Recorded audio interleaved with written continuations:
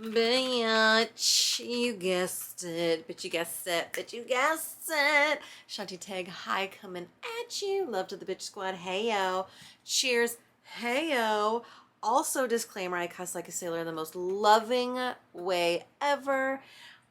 So if that's not a match for you, that's totally okay. Mwah. Okay, bye. Everyone else, hi, welcome. Okay, so last time we were jibber jabbing. Also, side note, P.S. There's a little bit of clickety clackety ASMR in the background for you. You're welcome. Last time we were jibber jabbing about how other people's shit just isn't yours. It's not your responsibility. How other people think and feel is not your responsibility. Okay. Now we're gonna go into what is your responsibility. And honey, that is how you think and feel is your responsibility. Let me say it again. How you think and feel, deep breath, is your responsibility. Yes? Yes. And that means that, guess what? It's no one else's responsibility. How you think and feel is no one else's responsibility. Okay. And mic drop. Let's just leave that there for a moment. No one else is responsible for how you think and how you feel. That's a big one for some of us. Yes. Okay. So, real talk.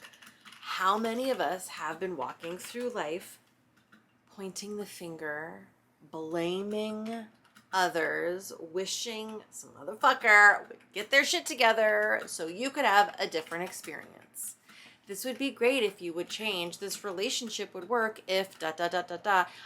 Hello, me included. Am I doing this? Have I done this? Of course, we all do this. We were trained literally for most of us from birth to not take responsibility for our own shit, right?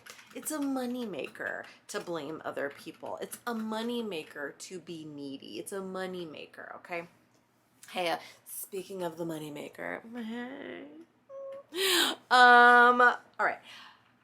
So how you feel is no one else's shit other than yours. Okay, so how do we do that? All right. Well, welcome once again to the importance of emotional health and why this is the foundation of all the shit that I do personally and professionally. This light is fucking blinding me. All right, but it's given some real natch glow, okay? All right. All right, emotional health foundational. All right, because when we have that shit dialed, we can then see very clearly and have this higher vantage point perspective to see all kind of players on the stage, what they got going on, all moving parts. We see the bigger picture. And then we can really assess what's ours, what's not. And then furthermore, the most important piece here is take accountability and responsibility for our own shit. Yeah. That's some real adult moves, right? Can we take accountability and responsibility for our own shit? Now, what that also brings up is your relationship, my relationship, our relationship with being wrong, with being inaccurate.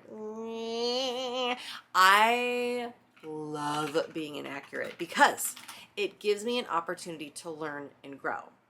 Did I always love being inaccurate? No, I did not. I did not always have a healthy relationship with being wrong. But guess what? We're human. We're here to get shit wrong. We're here to fuck shit up. We're here to make mistakes. If we didn't, we would be playing too safe. Don't play it safe. All right? We're not here to play it safe. We're here to learn and grow. Okay? So, in order to really be able to take responsibility for your own experience and not be, pointing the finger and relying on other people to kind of create this circumstance for you, create your well being, create your whatever, right? or create your misery. I mean, so many people are addicted to misery, addicted to suffering because they identify with somebody who is less than, the victim, the whatever, that they really seek out these relationships or these aspects in another person that will then contribute to further their suffering so they can have a deeper experience with their suffering and a deeper experience with lack of responsibility and lack of accountability. Okay, like what the fuck is that? Who's all been there? I mean, I've been there. Who hasn't, right? But who's there now? Real talk. Can you show up and raise the hand and be like, oh, I'm like really good at complaining and I actively look for like people's faults so I can complain more. I actively seek out what's wrong in the situation, what I don't like in the situation, what I don't like about the person. They chew too loud, they dress too weird, they bite their nails, they whatever the fuck. Right?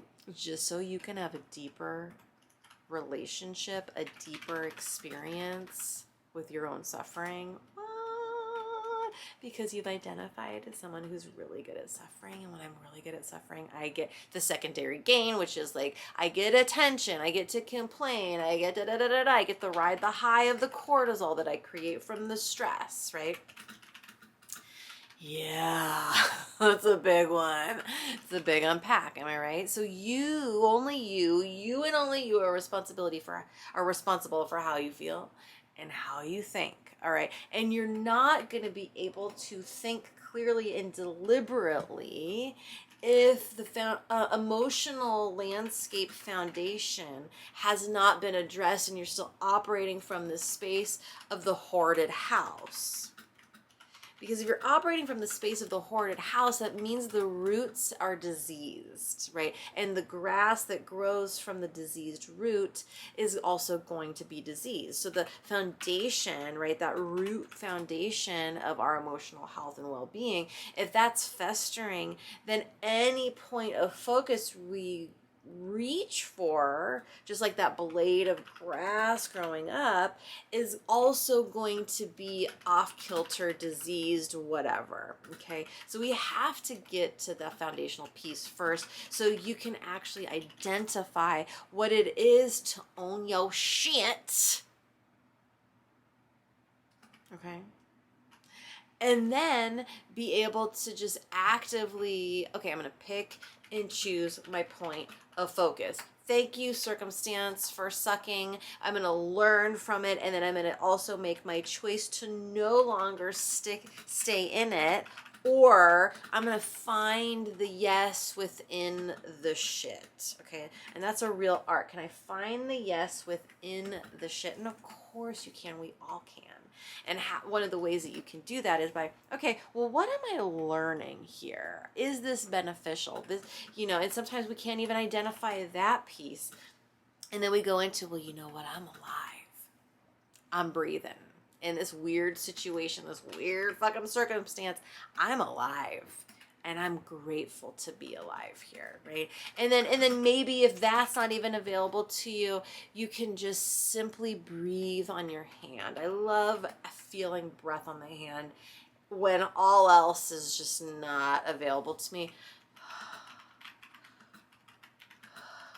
And you can find a little slight pleasure in the sensation on your skin that your breath creates, okay? So you can really you can really pare this one down, right? Okay, this circumstance is awesome, but I'm finding a moment of enjoyment. Oh, and then through that moment of enjoyment, even it's just like if I have a momentary yes of feeling my breath on my own skin, that then starts to open up a clear channel of deliberate thought, deliberate focus. And then from there, I can have a clear channel, or a better chance of a clear channel with a clean emotional experience, okay?